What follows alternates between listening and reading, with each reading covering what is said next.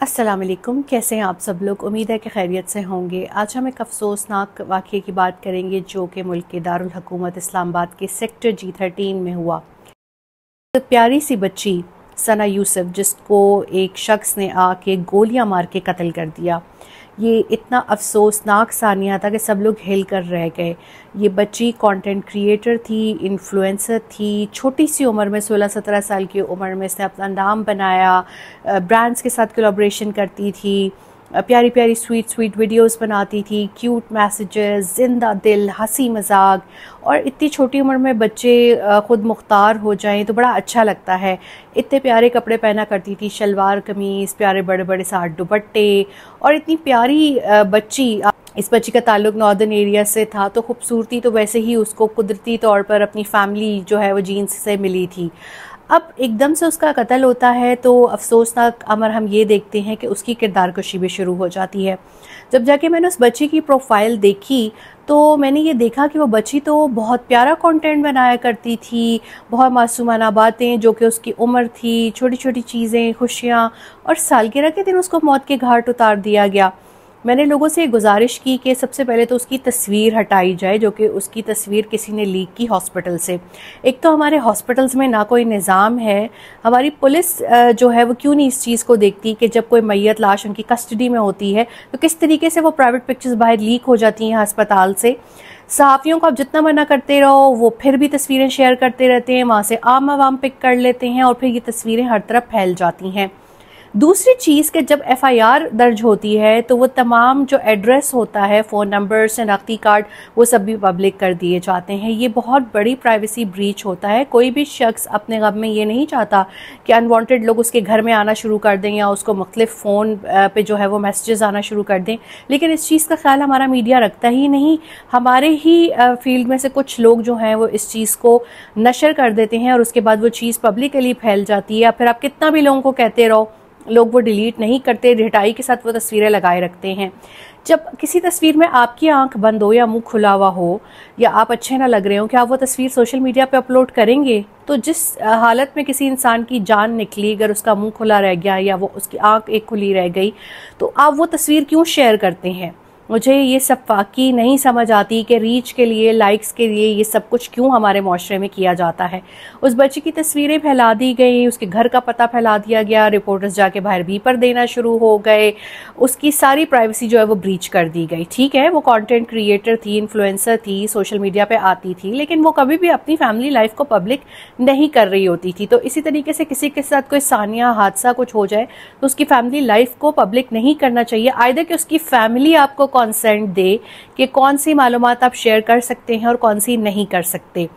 फिर हमने ये देखा कि अगर किसी का कत्ल हो जाए हमारे मुल्क में तो उसको लाजमी तौर पर जो है वो बदकिरदार साबित करने की कोशिश की जाती है, जबकि ये बच्ची इतनी मासूम परियों जैसी, इसकी शक्ल इतनी छोटी, तो बालिग भी नहीं थी अभी।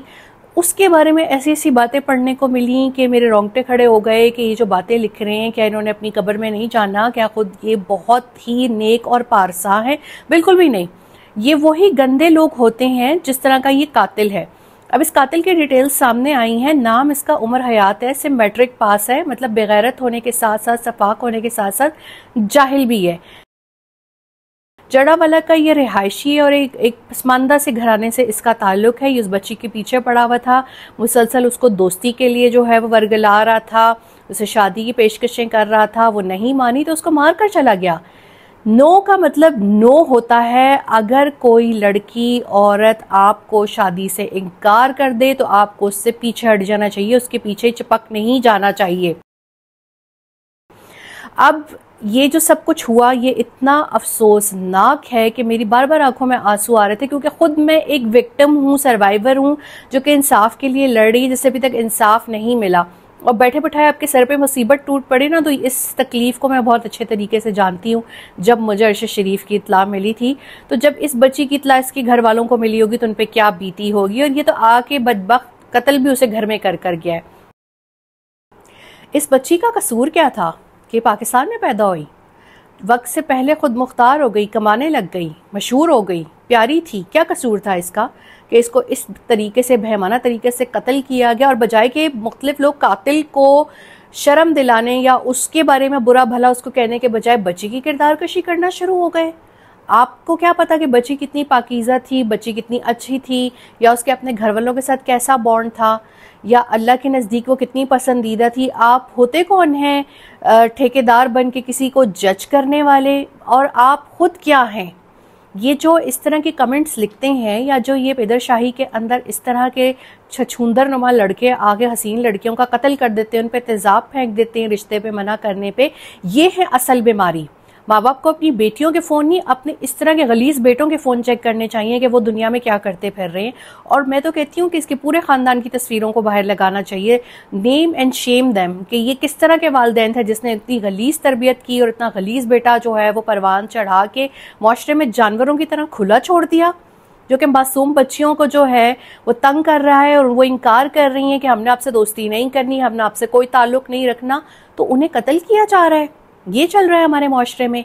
जो औरत लड़की बच्ची घर से बाहर निकलती है वो बदकिरदार नहीं होती, वो आपका तरने वाला नहीं है, वो काम करने के लिए निकलती है, वो अपना कैरियर बनाने के लिए निकलती है, तालीम हासिल करने के लिए निकलती है, या फिर अपने घर का चूल्हा चलाने के लिए निकलती है। और इस तरह के गलीज़ किस्म के लोग उसके पीछे, सब ऐसे नहीं होते लेकिन कुछ लोग हैं ऐसे जो इस तरह करते हैं। वो इस तरह औरतों को तंग करते हैं, दोस्तियां करने की कोशिश करते हैं, उनको वर्गलाते हैं, वो काबू में नहीं आती, शादी का झांसा देते हैं, और अगर तब भी उनको इनकार मिले तो वो इस तरह की पर कत्लो गारत करते हैं। अब किया क्या जाए, इसको बदतरीन सज़ा दी जाए। अगर ज़ाहिर जाफ़र को ही वक्त पे सज़ा दे दी गई होती ना, या कंदील बलोच के कातिल को, तो आज ये हालात ना होते। दूसरी तरफ हमारे जो कौम की बच्चियां हैं वो तमाम फील्ड्स में जा सकती हैं, वो तमाम जो है वो कैरियर्स को अपना सकती हैं। ये बच्ची सिर्फ कोई टिकटॉकर नहीं थी, ये बच्ची कंटेंट क्रिएटर थी, ये इन्फ्लुएंसर थी, ये ब्रांड्स के साथ कोलैबोरेशंस करती थी। तो इसको आप सिर्फ एक चीज़ के साथ नथी मत करें।